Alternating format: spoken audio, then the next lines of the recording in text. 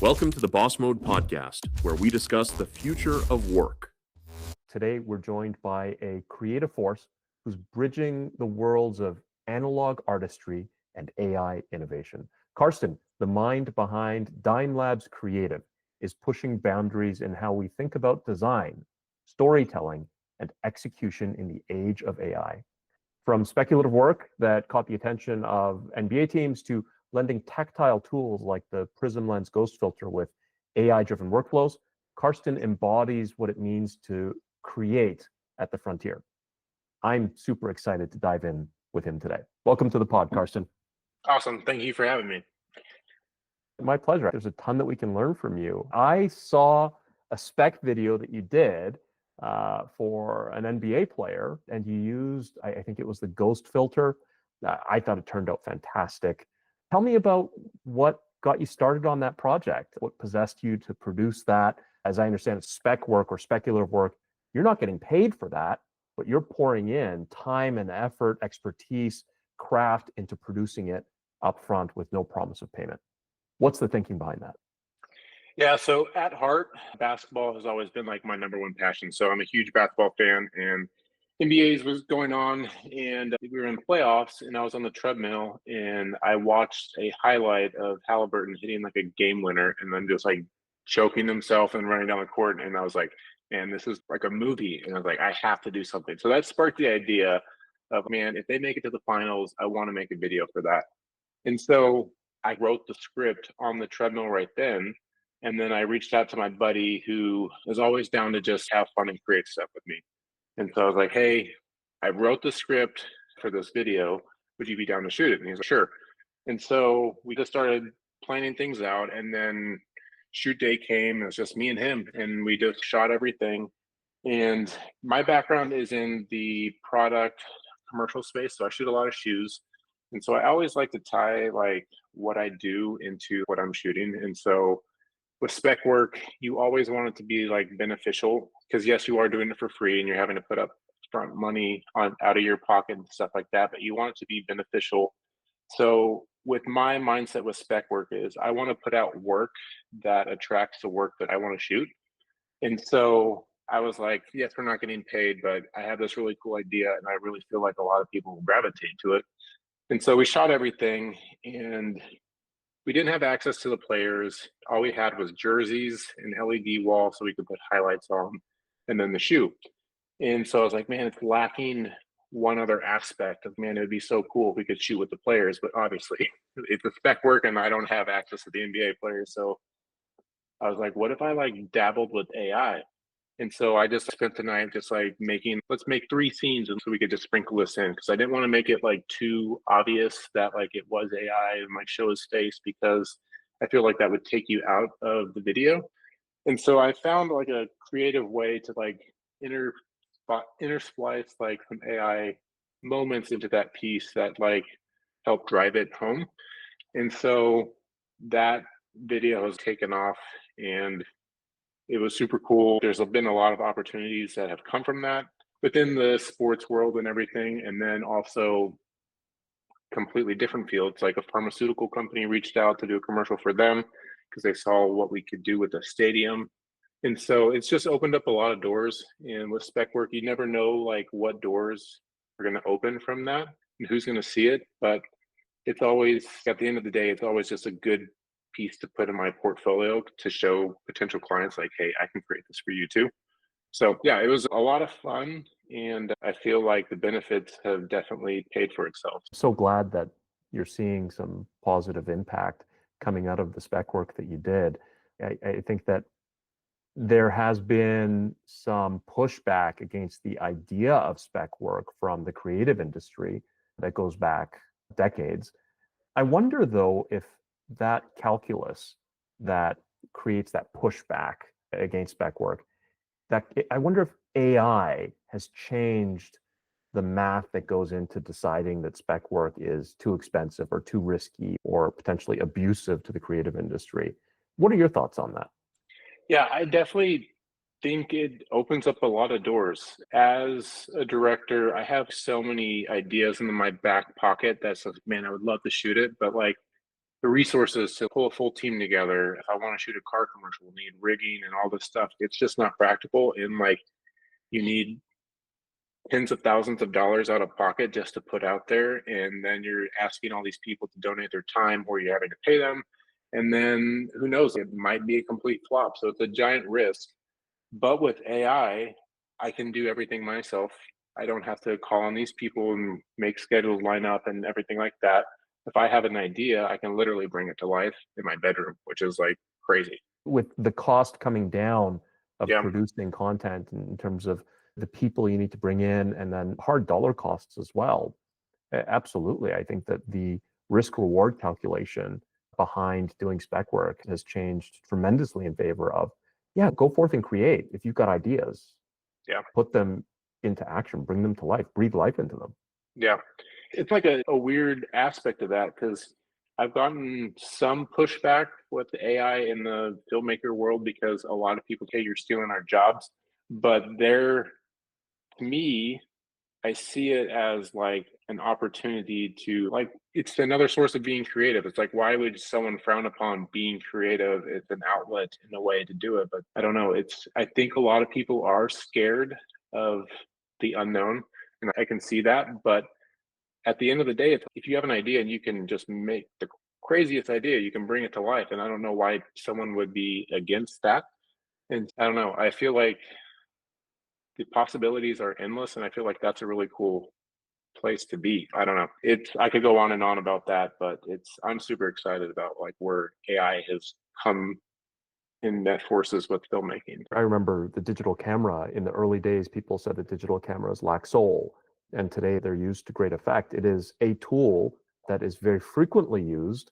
And yeah, there's something special about a film camera. The grain, the way that light hits the sensor and is expressed in film, that's something special. But there's a lot that is gained from the ability to rapidly iterate with digital cameras. And if we go back further, heck, the idea of photography versus a painting. I'm sure that there were people who lamented the demise of true art when people were capturing moments with a camera much more easily and with technology versus pencil on paper or ink on canvas.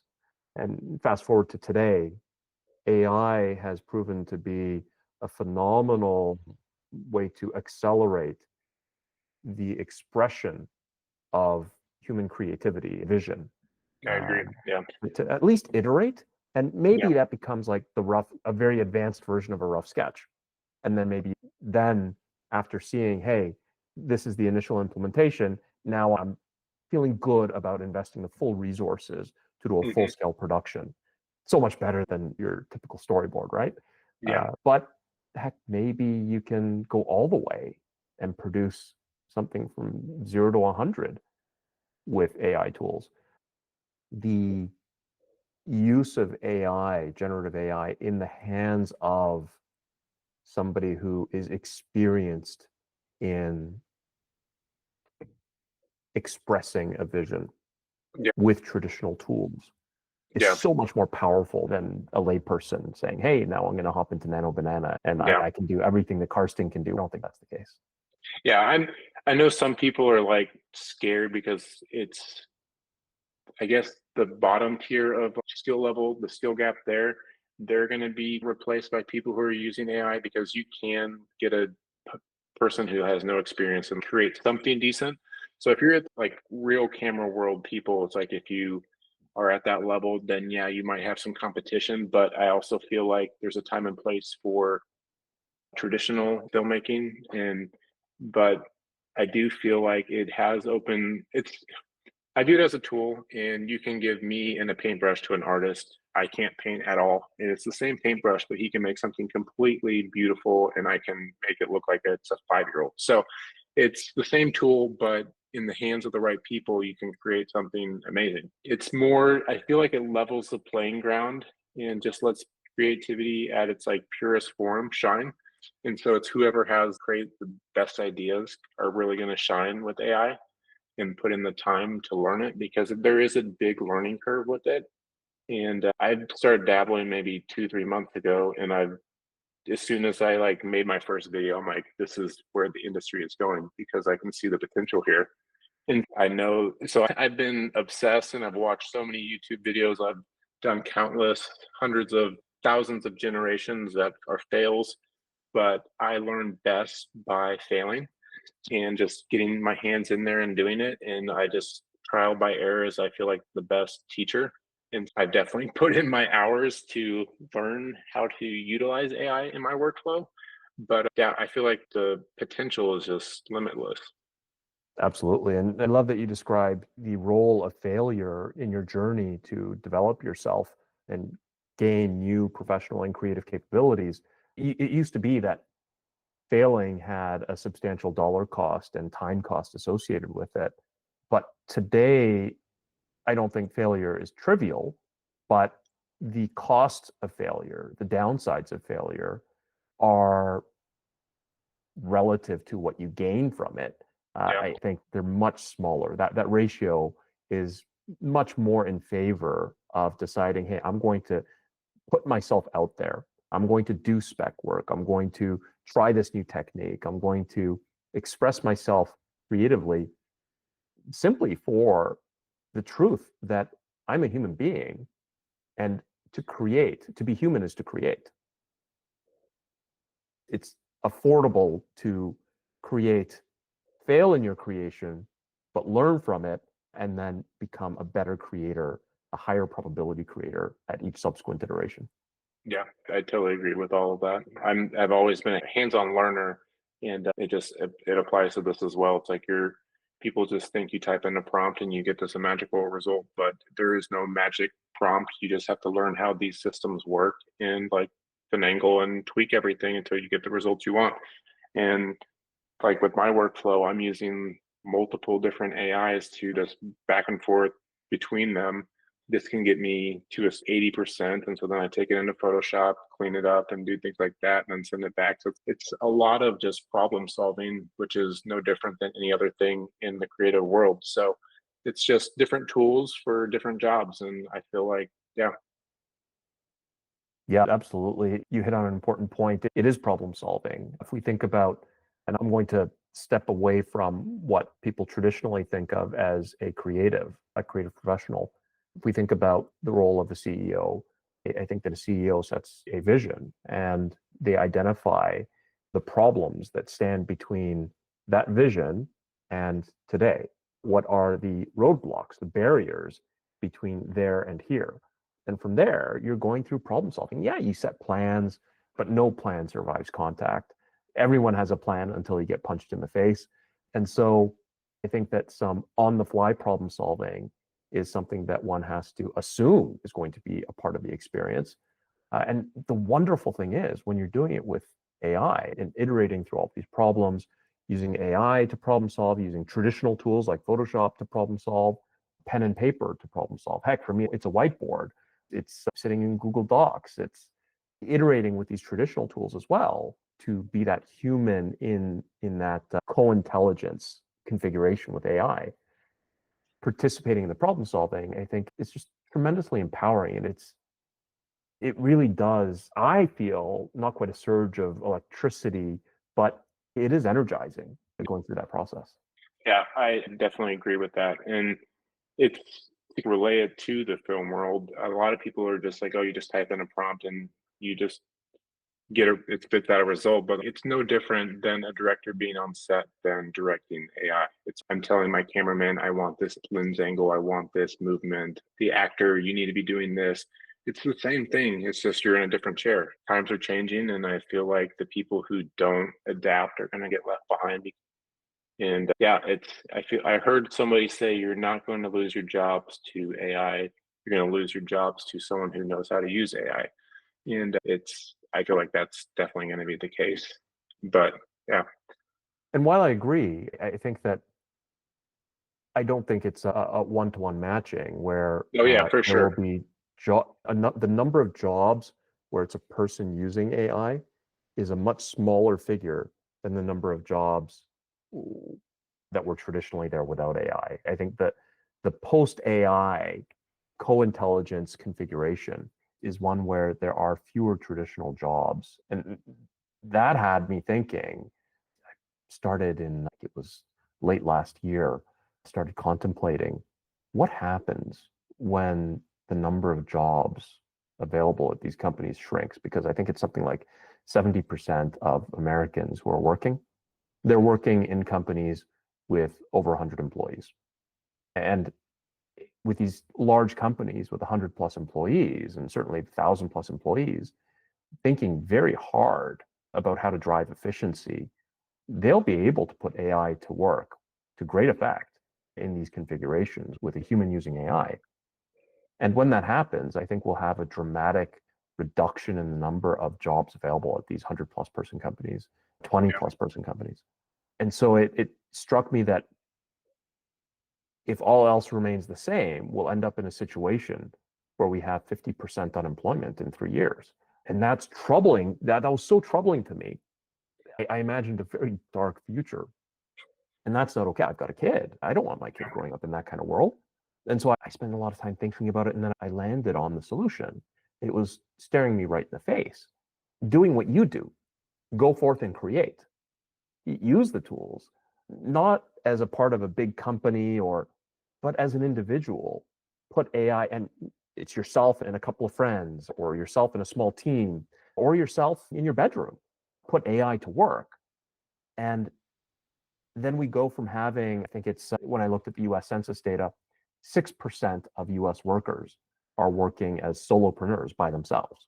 Now, whether it's freelancers or maybe running a small business themselves, I think that number is just going to explode. We're going to see a ton of people who are working by themselves going from just 6% to something in the range of 30% of all workers will be just super empowered individuals, occasionally working in teams, or even hiring small teams of people to augment what they're doing with AI as well. I think it's going to be a renaissance of people that go from that employment paradigm to one where it's just true creation, being closer to creation.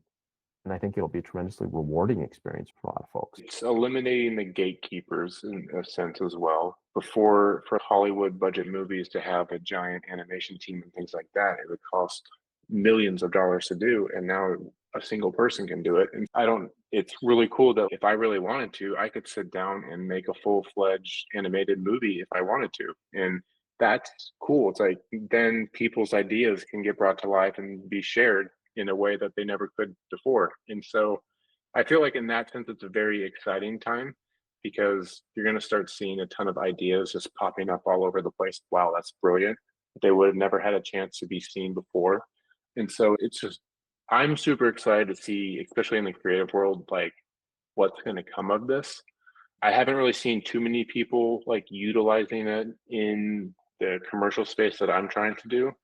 You've seen like the Will Smith eating spaghetti and things like that, where it's just like a lot of just like crazy AI stuff, which like there's a time and place for that, but I feel like not many people are like utilizing it in a way that's no different than a traditional camera. And yeah, I keep saying it, but I am very excited for where this is going. And well, you said earlier that it's the same, it's just a different chair. Yeah. So whereas the director used to be on set in the director's chair, directing, orchestrating the work. Today, that same director with that same skill set, that same creative vision, and the same knowledge is able to sit in front of a computer or on his phone and have a discussion, define vision, define milestones, big goals, and then the work streams that align to those goals. And yeah, with the right vocabulary, with the right understanding of how creative is produced, how creativity is expressed, that same director sitting in an office chair or on his sofa, leaning back, is able to do something at least in the same realm, maybe greater, maybe lesser, but in the same realm as what he would have done in that director's chair on set. Same thing, different chair. Yeah, totally agree with that. I'm going to keep using that. Yeah. I'll credit that to you. Oh, it's all good. I made that up on the spot. And that actually sounds good. Yeah, it's a banger. I like it. Now, In the spec work that you did, you used a particular filter that's not like a lot of people when they think filter that they're thinking that's, what is that, like a TikTok filter, an Instagram filter? Is that an AI filter? No, this is an actual physical filter that you put in front of a camera lens. Tell me about why you went down that path as opposed to just prompting your way to that outcome. Yeah, so I've always been a practical person when it comes to effects and shooting and just like my process, workflow, everything. It's like if I can do it practically, then I will 100% try to do that. A lot of the shoe commercials, I don't know like 3D, so I don't model the shoe and stuff like that. But I just had an idea. If I just shoot it on green screen, then I can just manipulate it the same kind of way. So it's just, I've always been a practical person, camera effects and things like that. And so when I saw that product pop up, I was like, man, this would be a really cool way to utilize this. I had never used it before on that shoot. And I was like, oh, this might be like a really cool way to just implement some just like fast cuts that would just like grab your attention and just be very interesting to look at. And so we played around with that. You just wiggle in the front of the lens. You feel like you're not doing it right, but there's no right or wrong way to do it. You just go wiggle it around and hope for the best and hit record. Yeah, that was a cool effect to just tie in and still keep it traditional filming, but like still add a twist to it. Yeah, yeah. This is a perfect example of Ethan Mollick. He wrote a book, Co-Intelligence, that described what you said. Jensen Huang, that quote you mentioned earlier about people won't lose their jobs to AI, they'll lose their jobs to other people using AI. I think that it's the ultimate, the peak creative outcome is truly when you take, at least at the present state of technology, and I sincerely believe for the foreseeable future that this will remain true, that it's the fusion of human expertise, human knowledge, analog experiences with AI. Because ultimately we are human and we are looking for that. There's something different when we know that there was something tactile, physical, human involved in the process for the viewer even. So simply knowing that, even hearing after the fact that you were holding a physical lens filter in front of the camera and waving it, and you were uncertain about the outcome and you were questioning it, and it turned out that way. Knowing that after the fact even is something that I think grabs attention, and it helps a person feel more connected to it, because these practical things, these tactile things, they do make a difference. Yeah, I agree. Even though like with AI progressing and everything, I feel like there will always be a place and need for traditional film, tactile filming, because there is some type of physical, not physical, I guess, mental, emotional connection that tactile adds that like, I don't even know how to describe it or explain it, but it's just there. It has it. And yeah, I agree. A question, you mentioned earlier that kind of the more junior creatives, they might start getting crowded out of opportunities because of the rise of the use of AI. And I think the same thing was confirmed. There was a Harvard study that came out recently where they looked at data from 285 companies, and they observed that pre-AI, you had one senior employee and then three junior employees. And that configuration of four people, let's call that 100 as the output of that configuration.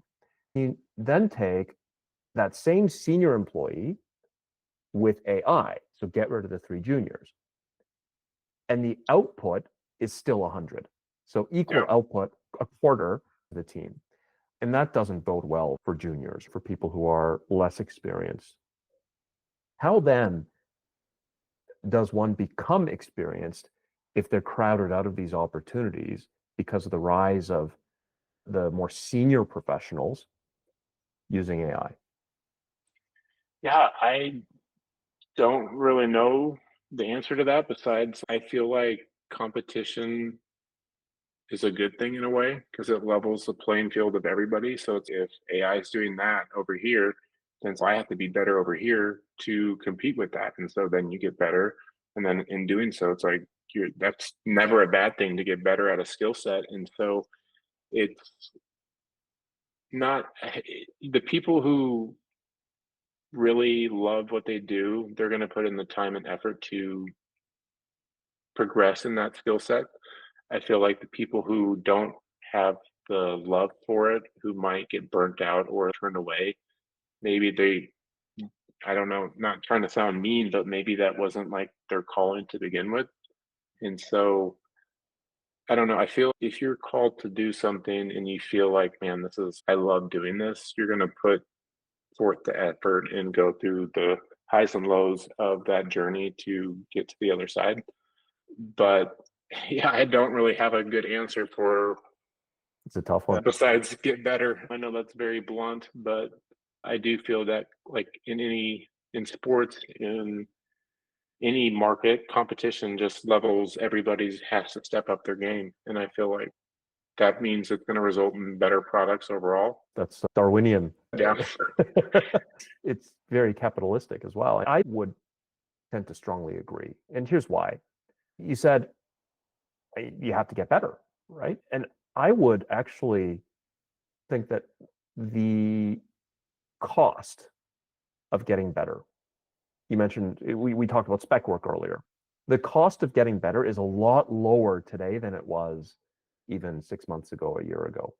Yeah. The opportunity to get better is much more equally distributed because you can spend a lot of time with a personalized tutor in the form of these large language models that take the sum of human knowledge that's now available to you inside of a phone. You type a few words to it and then it can start teaching you. And it's remarkably effective. Heck, there's a school in Texas called Alpha School. They're teaching, I think it's the elementary school curriculum, not in the 5 or 6 hours a day that kids normally go to school. They're teaching it in 2 hours a day. Sheesh. 2 hours a day because they're using AI together with human counselors, people who guide the children through the work.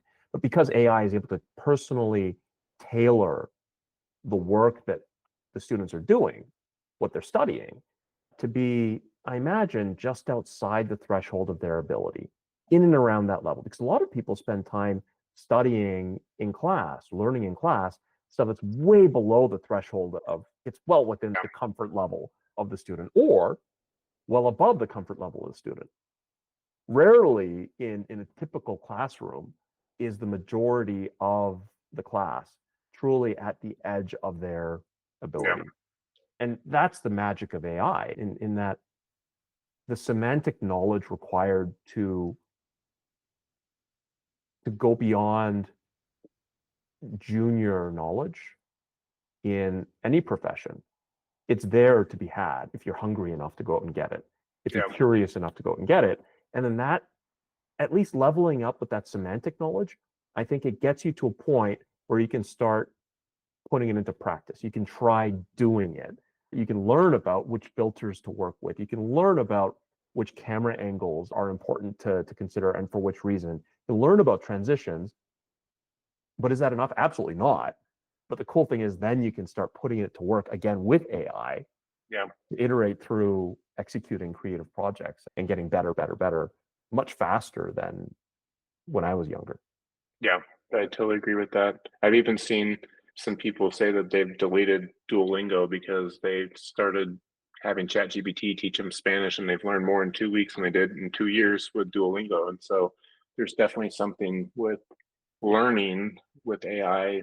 It's like on steroids and speeds up the process a lot more. So yeah, absolutely. The ability to learn when it's truly tailored to your ability and your individual progress, I think we're on the cusp of an educational renaissance, just breakthrough performance, which has massive implications for society. I was talking with my co-host who's not here today. I was talking with Dee about an idea that I've been advocating for quite some time now, that the entire K through 12 education curriculum, that K through 12 experience should be compressed into 8 or 9 years. If you do that, when people are, say, 14, 15, they'll be able to start with a lot of freedom.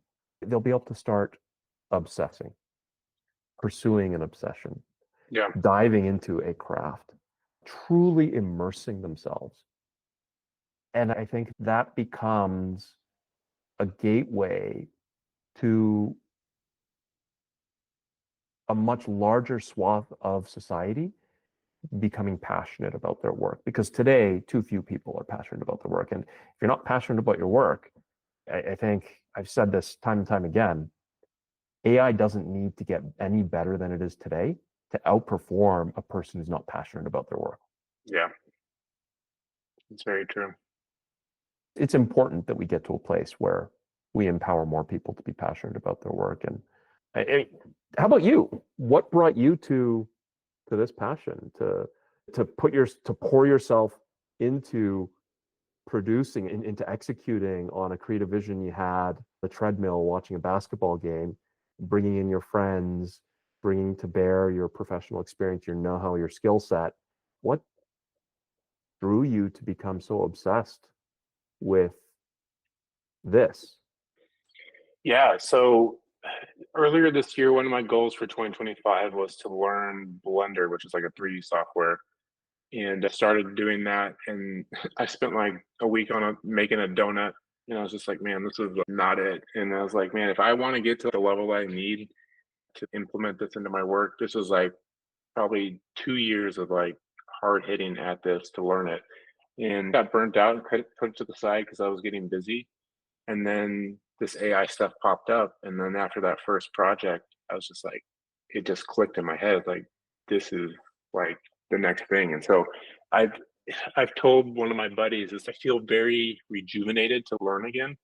And so it sparked something inside of me where it's just every day I'm just like watching hours of tutorials and just reading articles and just seeing what new has popped up, what's how to solve this problem, and then getting in there and testing it myself. And it sparked this like joy to learn again, which I feel like I was not coasting like the last 2 years, but I wasn't like pushing myself to learn new things. I was just not complacent, but just like I was busy doing work and that was it. And so I feel like, sure, yeah, I was improving some, but not like learning a completely new skill set like this. And I don't know, I'm excited to wake up in the morning and just get after it and see what I can make today. I feel like a kid in the candy shop. So it's been great. Yeah. Do you work from home? Yes, I do. Yep. I heard something. I can't remember. I wish I could attribute this idea, but it really landed with me. A goal in life should be to be excited to go to work. Yeah. And for you, going to work is in the house, but still, like the idea of getting to work, that's something you should be excited about. But then Yeah. also to be excited to go home and to look forward to going home. I think it is just such an important truth that for a long time it's been framed as work-life balance. And I don't think I've ever truly framed it that way. I think that as long as I am looking forward to going home and as long as I am looking forward to getting to work, both can be true. And there can be tremendous crossover between the two. And heck, I work from home as well, but now I also work from the office. But I genuinely do wake up excited to get to work. And my journey has been much the same as yours in that way. AI has played a large part in just sparking my imagination and setting it on fire, getting me excited about learning new things, advancing myself, executing on visions that I've had that typically would require millions of dollars, Yeah. massive teams. And that's just simply not true anymore. Yeah. Imagination is like a perfect, just to sum everything up, is it just, my imagination is just running of just, man, I could do this. And to just have so many ideas that like, you just have to sit down and tackle one first before you can get to the next one it's a cool spot to be in because it's just like I'm not having fun with it. And that's, I don't feel like I'm working at all. And I'm like making some of my favorite pieces of work that I've ever done. And I don't know, it's a cool spot to be in. Yeah, and I think that people are wonderful when we get to the right place, time and place to work with teams of humans. But I think that part of earning that position of being in a time and place to collaborate with humans is, I think that myself as a creator has an obligation to those other people that I'd be working with to develop my vision coherently. And part of that is executing on those parts of the vision that I can execute on and iterate on, and getting to a point where the rightmost human that I should be working with can not just hear what I have to say, but see what I created and think, hey, I want to be a part of that. I founded a couple of companies. My first one when I was 13, I co-founded in e-barter exchange. My second one was a creative automation platform that generated hundreds of millions on the scale of 1 billion videos for Amazon, Alibaba, Meta, TikTok. And I think of how much people needed to believe in what I described as opposed to what I showed them. The role of the founder CEO in that situation, in that point in the timeline, was to inspire with the vision. And you had to do that. You had to inspire with the vision alone. And then you can make progress towards bringing that vision into reality as you bring people on board. But today, it's a very small group of people, potentially even just one by themselves, can execute a vision enough that it's less about persuading with words. It's more about the joy of co-creation, the joy of experiencing my creative vision executed. So my current startup, I co-founded Vanka AI, Vanka.ai, and Vanka is autonomous company creation and operation. So we empower the solopreneur, the founder of a business, to generate their strategy, their planning documents, their products requirements, all of that, to put them in a better position to vibe code their product, their software. Then we handle all their incorporation, their accounting, their bookkeeping, their marketing, their customer support, all that. So we automate anything and everything that we can, enabling the founder to just focus on the most human parts of the business. And I think that this experience this time around is so different from founding any business that I had done in the past. Because again, it's been an opportunity for us to express ourselves in code through AI, that we have been able to produce so much more with a much smaller team than was ever possible in the past. And that is super empowering. I imagine it's the same for you as a creative. Yeah, and I take pride in working in small teams. Like at me at Dime Labs, I'm the only full-time employee. I just have contractors that I contract out project to project. Yes, I have a huge arsenal of people I call on, but I take pride in having heavy hitters who like carrying the load. And it's empowered me in a way too, to just be like, I can do so much now by myself. And that feels awesome to just, I created this and like I made this by myself. Yes, there is time and place to collaborate with people and things like that, but there is also a sense of empowerment when you do something by yourself and you're not relying on other people to help you out and things like that. Yeah. Do you find yourself needing to collaborate with fewer people now that you're using AI and being more selective about is it later in the process? Is it just simply different parts of the process that continue to require collaborating with humans? Is it an x-axis or y-axis or both when it comes to the depth of change for calling on other humans? Yeah, it depends. Each project I do is different. So obviously some will still require people, and then others I feel like AI is going to really help out in that sense. And so it's kind of like a mixture. Okay. What's your stack when it comes to AI? What are you using? I was using MidJourney for all my photo generation. And then once NanoBanana came out, I've been like 90% using that. NanoBanana has been a game changer on my workflow just because of the power it has. And I feel like I haven't even scratched the full capacity of what it can do. And then I'm using Higgsfield for my video, mainly using Kling out of Higgsfield. And they just released a new version today that has been crazy. So I've been playing around with that today. And then I use ChatGPT for a lot of helping with prompting and things like that.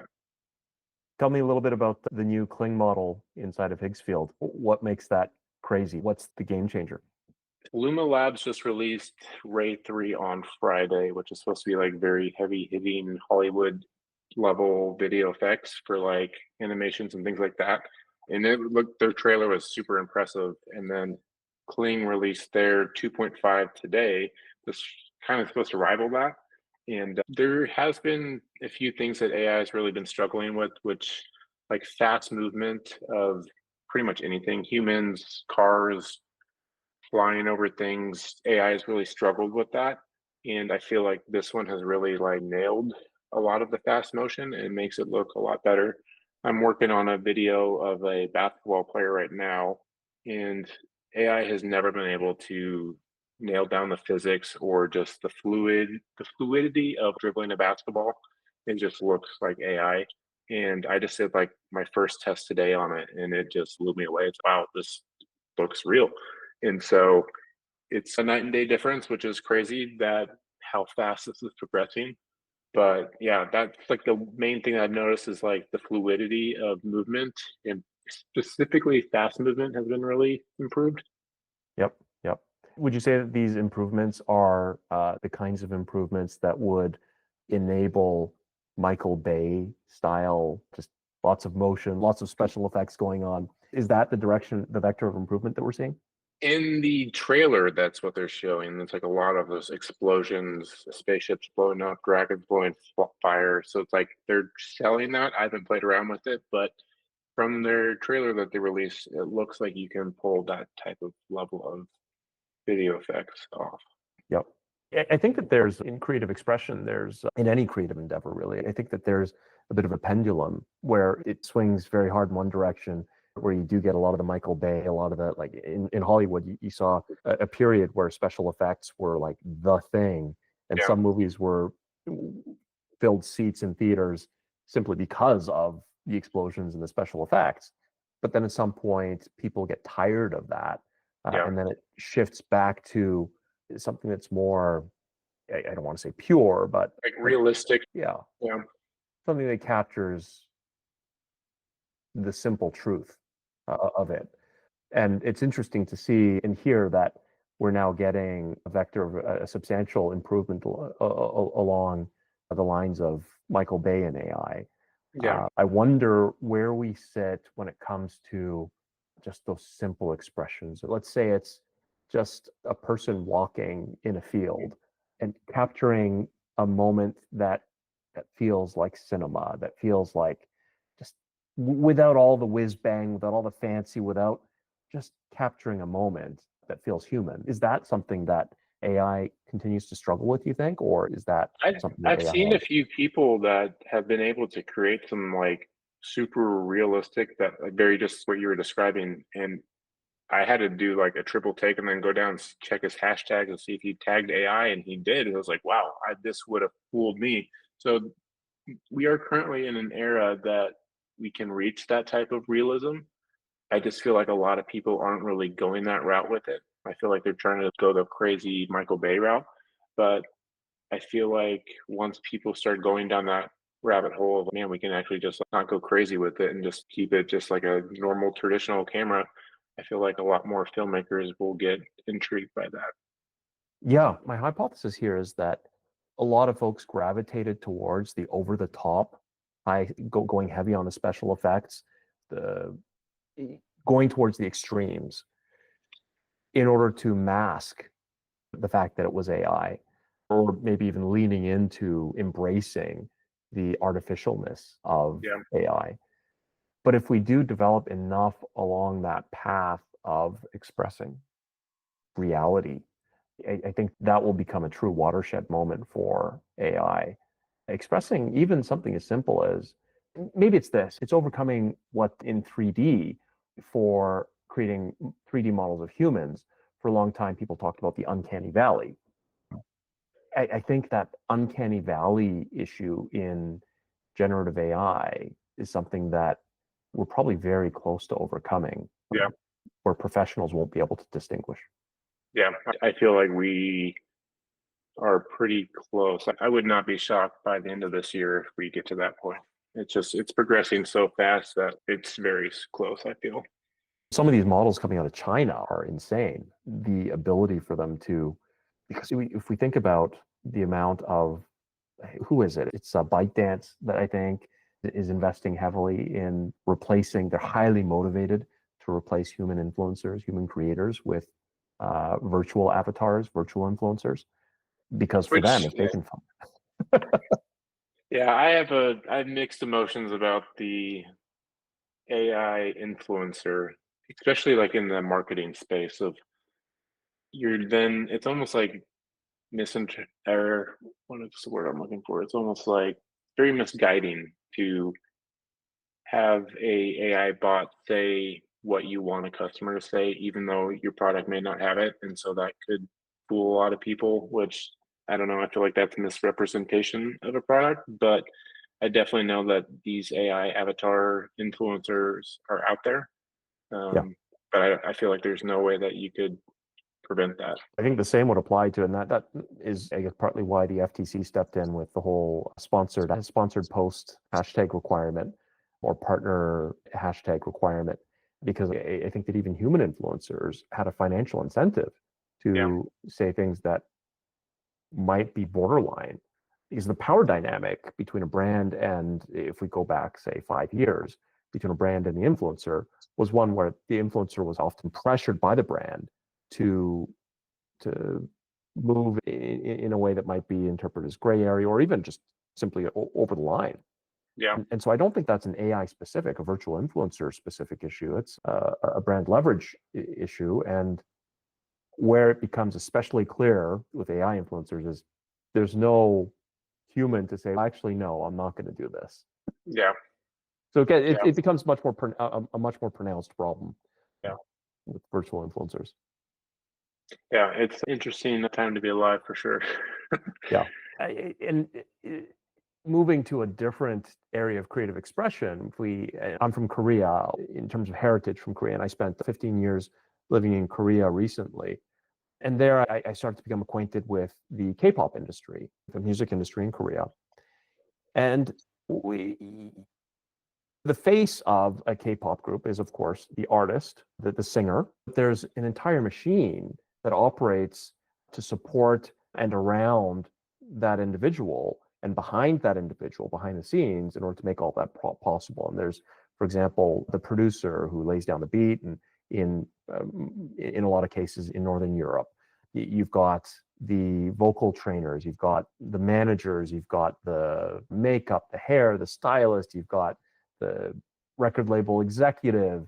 So it's a huge machine. It's similar to the US in that sense, but there's so much orchestration that goes into it, that when we think about AI used in that environment, today we have a lot of that being implemented with AI, where yes, you've got Keon, an AI K-pop artist, putting out a music video, who's now signing sponsorship deals and putting out music. But is that, some folks might wonder, is that music then? Is that something that's worth listening to? If we think about everything else that went into producing that music, there's still a lot of human direction that went into it, a lot of human vision that went into it, defining the persona. Because if we think about the musician who's singing, a lot of times that musician is the face of the group.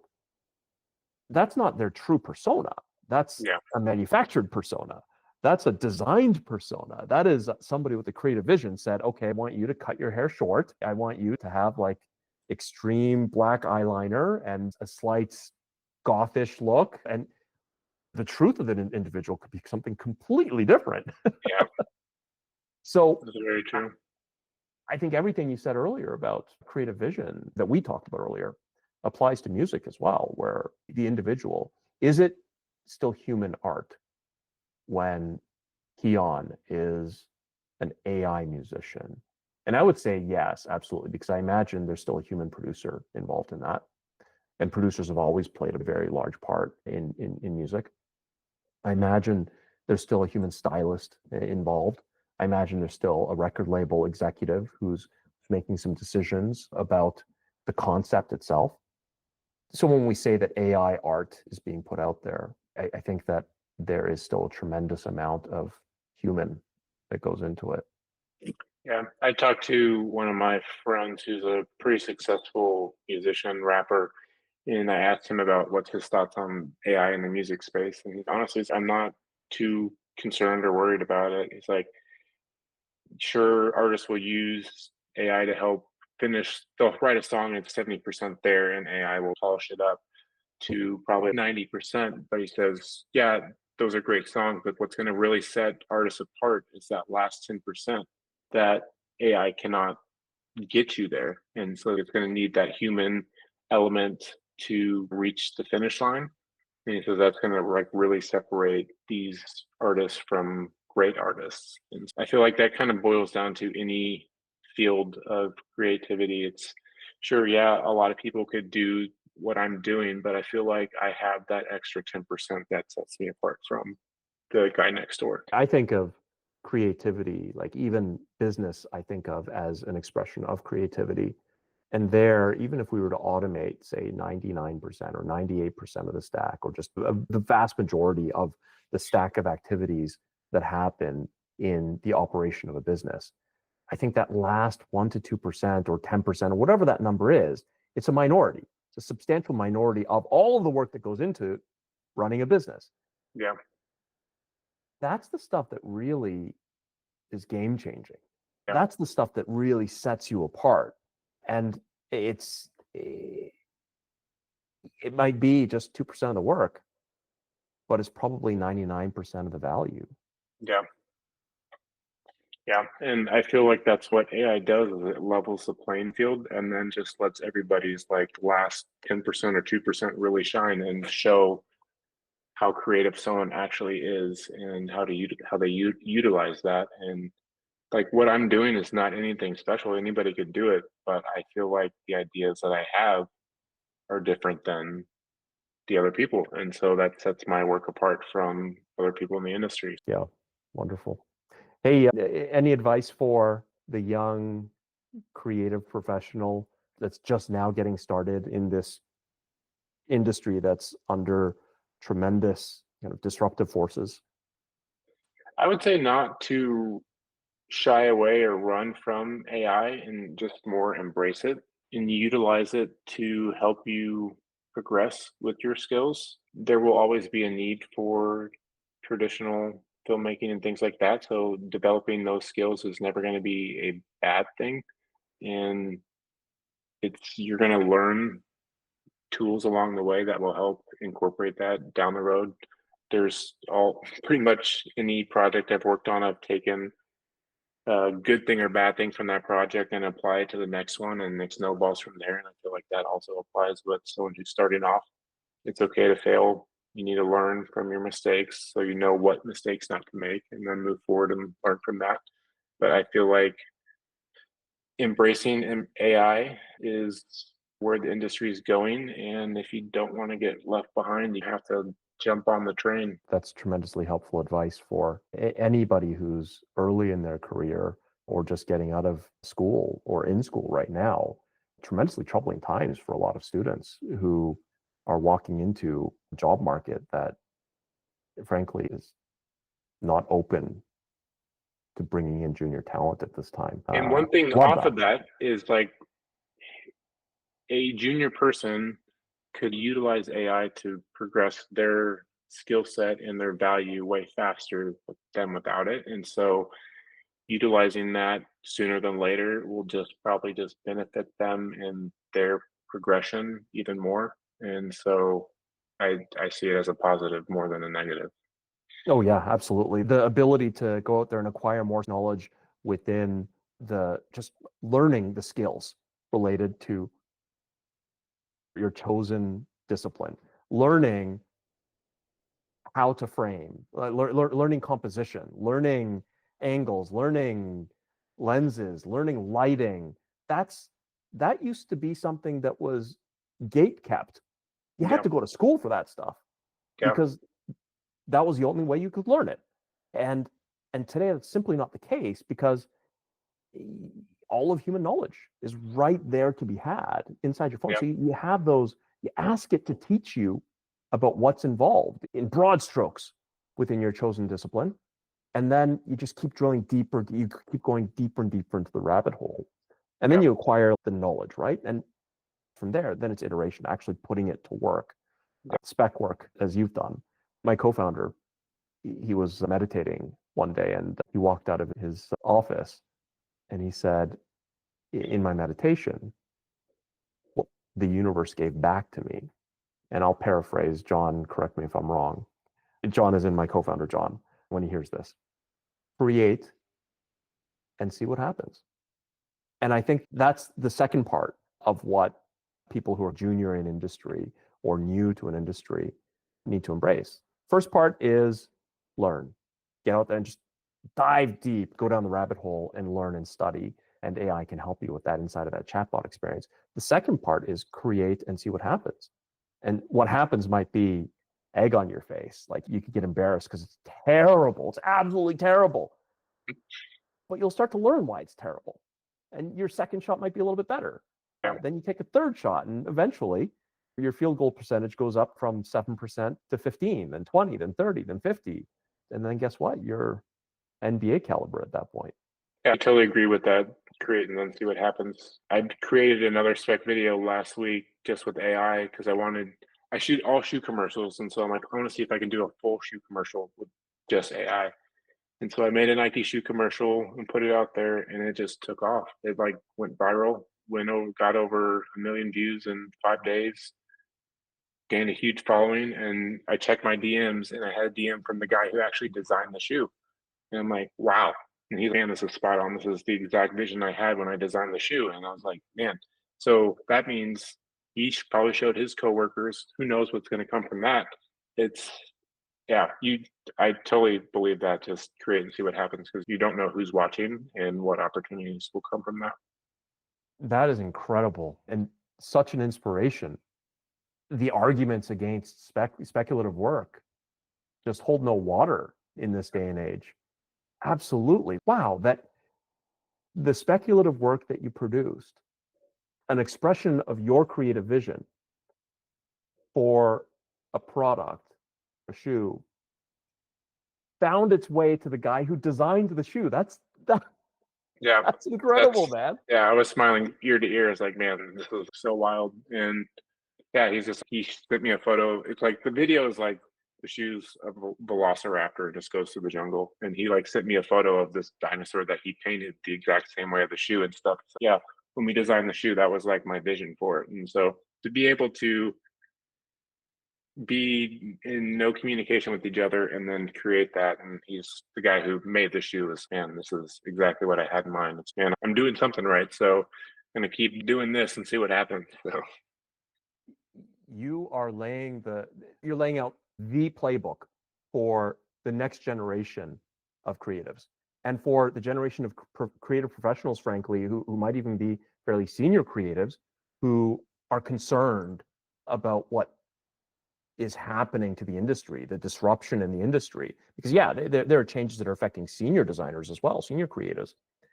But your playbook, it applies equally to both segments. Those seniors who feel like they're getting pushed out, and the juniors who feel like they're locked out. Develop creative, a skill set, the knowledge required, because absolutely you have to study. Get your A+ in your studies, not the studies that others are defining for you, but the ones that you choose to pursue.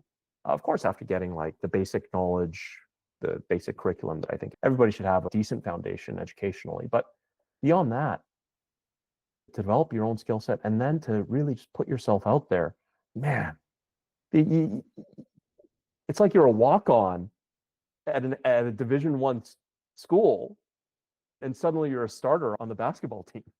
Yeah, it's cool. It's crazy that AI can do that, where it just can catapult you into discussions that you could probably never reach before. And so I bet, I don't know, he may have showed his coworkers at work that following Monday and they're all talking about it. So it's, you never know what's going to come from it, and just hope for the best. Jeez. Karsten, I sincerely believe that what you shared here today needs to be spread far and wide. People need to hear this. And heck, I'm going to DM every young creative that I know with the segment of this talk that describes, heck, everything that you've said. I think they should watch beginning to end everything that you've said here. And they should all follow your journey because it's such an inspiration. Thank you so much. I'm just making it all up as I go. And what other way is there? But I do think that you're being tremendously humble because I'm certain that you've put in the work to develop the foundational skill set that's required to, when the head coach or the scouts are watching, you don't want to be the guy that's missing his free throws. So clearly you've put in the work to learn how to sink those free throws and those 3-point shots. And then from there, it's your version of artistry in motion, not on the court, but in pixels. You've done that. Thank you. I'm a fan. I'm a huge fan. Oh, thank you. All right, Karsten, it was a pleasure, a true pleasure speaking with you. Thank you so much for sitting down with me. I've learned a ton and you've inspired me. No, thank you. Thank you for having me. I don't have many people I get to geek out about AI with, so it's been good. Fantastic. And I'll hit you up for some tips here and there. Looking forward to staying in touch, and let's talk again soon. Awesome. Thank you.